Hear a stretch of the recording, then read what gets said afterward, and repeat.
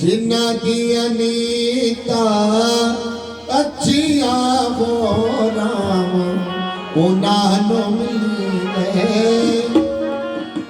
कर्म कमाइया अच्छिया हो श्याम उन्हानो मिले। बोली भागवत भगवान की। तो भागवत में ऐसे अनेकों भगवान जी की कथाओं का वर्णन किया गया है और इसी कथाओं के बीच में भगवान जी दो वंशों का वर्णन करते हैं। तो सूर्या वंश में रामचंद्र भगवान जी प्रकट हुए। सूर्या वंश में रामचंद्र भगवान जी प्रकट हुए, रावण का अंत किया और फिर 14 वर्ष का वनवास कटने के बाद अयोध्या में आकर के राज्य कार्य संभाल करके राजा श्री रामचंद्र भगवान जी सीता के साथ विराजमान होकर के सूर्य वंश को प्रकाशित करते हैं। बोले राजा रामचंद्र भगवान की। मर्यादा पुरुषोत्तम हुए। आओ अब हम समय प्रबल है, समय के अनुसार अब चंद्र वंश का वर्णन सुनते हैं। तो चंद्र वंश में आहुक नामक एक राजा हुए जिनके देवक और उग्रसेन नामक 2 पुत्र हुए। इन्हीं के वंश में देवकी और कंस की उत्पत्ति हुई थी। तो उग्रसेन के छोटा भाई देवक देवकी को जन्म देता है और उग्रसेन के गर्भ से कंस की उत्पत्ति होती है। दूसरी तरफ यहाँ पर देववीर नामक एक राजा हुआ और उसके पुत्र हुए सुर। सुर की मारिका पत्नी से वासुदेव का जन्म हुआ। जन्म काल लेते ही वासुदेव जिनके घर में कन्हैया जन्म लेकर के आए थे, अब उस सुर पुत्र वासुदेव के समय में लोगों ने नगाड़े बजा करके उनका स्वागत किया था। तो वासुदेव की 5 महीने थी, उनमें से जब जो सबसे बड़ी प्रथा थी ना, वो प्रथा सुर ने अपने मित्र कुंती भोज को दान में दे दी थी। इसलिए उस बेटे का नाम पड़ा था कुंती, जिसके पहले पुत्र का नाम है कर्ण और 5 पुत्र हुए। कौन कौन से?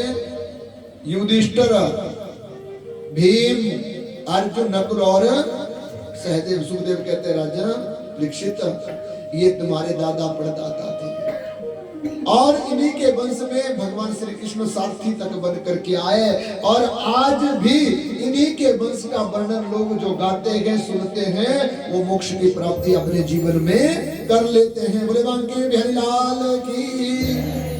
अब क्या सुनना चाहते हैं? तो परीक्षित ने कहा महाराज भगवान कैसे जन्म लेकर के इस धराधाम पर आते हैं, इस कथा को मैं सुनना चाहता हूँ। तो समय की बात है, चंद्र वंश में भगवान ने जन्म कैसे लिया, इस कथा को हम सुने। एवं निसुम्या भृगुनंदनम साधुवाद वैसायक भवनाथ विष्णुरात प्रियत कृष्ण चरित्रम कली कलमख अग्नव विहार भारत भागवतम प्रधान।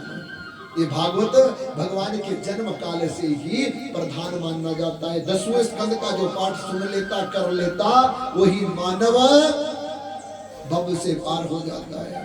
तो समय की बात है, धरती एक दिन पापों के कारण दुखी हो गई, ब्रह्मा के पास गई और जब ब्रह्मा के पास गई तो राक्षसों के अत्याचार से दुखी होकर कहने लगी प्रभु मेरा उद्धार करो, इन राक्षसों को अंत करो। ब्रह्मा ने कहा मैं ये सब नहीं कर सकता। विष्णु के पास गए तो विष्णु के पास जाकर के विष्णु के पास जब गए तो विष्णु के पास जाकर के पृथ्वी ने रोना धोना शुरू किया। बोले प्रभु मेरे जीवन के दुखों का अंत करो, मेरे जीवन के दुखों को तुम खत्म करो। जैसे ये कहा तो फिर नारायण भगवान ने सब देवताओं को आदेश दिया, बोले मृत्यु लोक में जन्म लो और मैं और मेरी माया भी जन्म लेकर के आएंगे, कृष्ण बन करके आऊंगा, पृथ्वी का उद्धार करूंगा। समय होते ही सुखदेव कहते हैं वासुदेव का विवाह देवकी के साथ रखा गया। वासुदेव का विवाह किसके साथ रखा? देवकी कौन थी? कंस की क्या लगती थी? बहन, चाचा की चचेरी बेटी। अब बहन से बहुत प्रेम करते थे। विवाह जब संपन्न हुआ तो कंस उन्हें छोड़ने के लिए जा रहा था।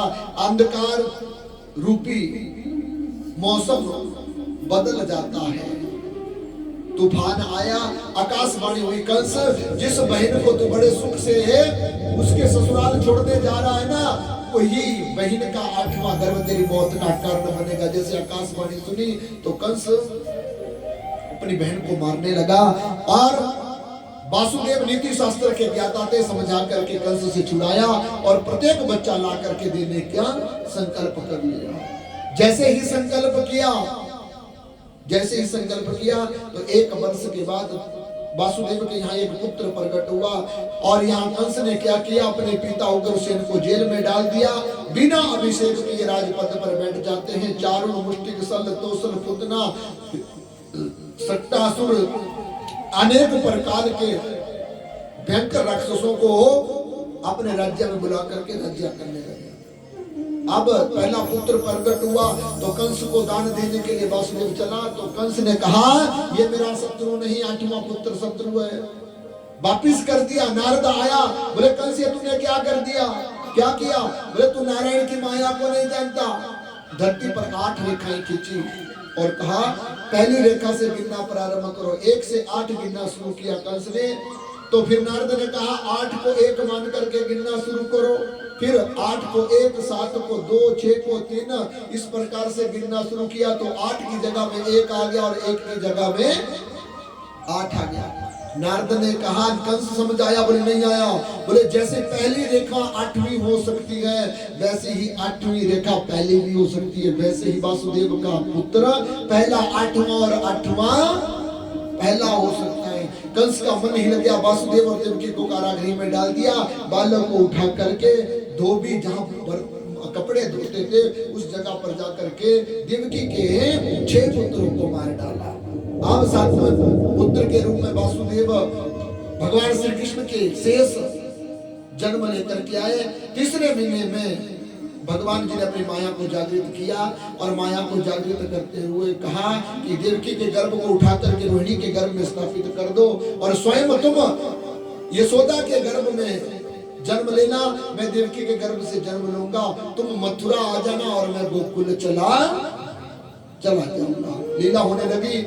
7वां गर्भ माया ने क्षतित कर दिया और 7वें गर्भ के रूप में ही यशोदा के अंदर में माया जन्म लेने लगी। अब भगवान जी गर्भ के बीच में आ जाते हैं। सब देवता लोग स्तुति करते हुए कहने लगे, प्रभु आपका गर्भ में आकर के हमारा उद्धार किया है।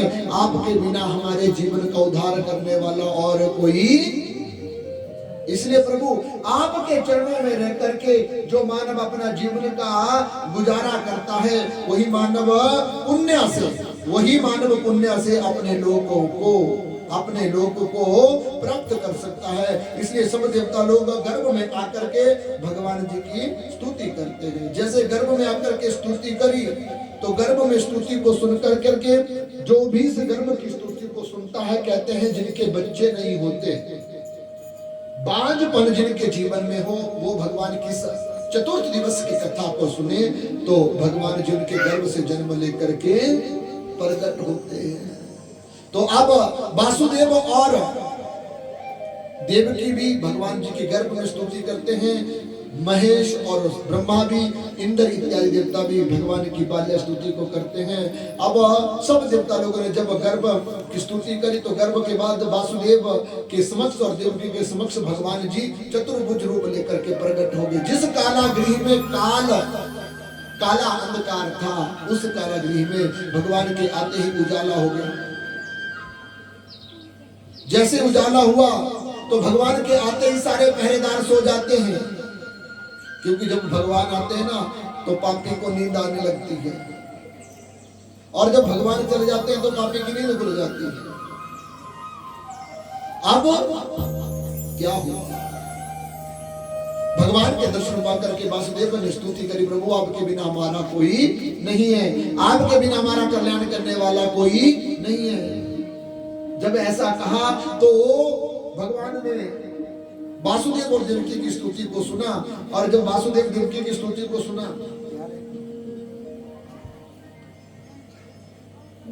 तो वासुदेव ने कहा, प्रभु कंस तुम्हें मार देगा। भगवान ने कहा तुम चिंता मत करो, मेरा तुम्हारे साथ 3 जन्मों का नाता है। पहले गर्भ में तुम सुतपा और कृष्ण गर्भा के रूप में प्रकट हुए तो सुतपा कृष्ण गर्भा के रूप में जब तुम जन्म लिए तो मैं तुम्हारा पुत्र बना। दूसरे जन्म में तुम कश्यप और अदिति हुए, तुम्हें बावन बन करके आया।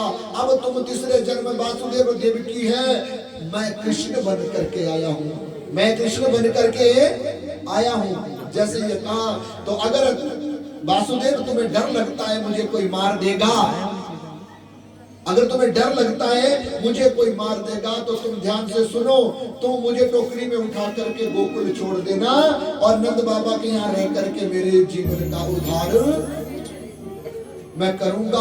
और जब ऐसे कहा तो भगवान जी की बातें सुन करके देवकी ने कहा प्रभु मुझे 4 भुजा वाला बालक नहीं चाहिए,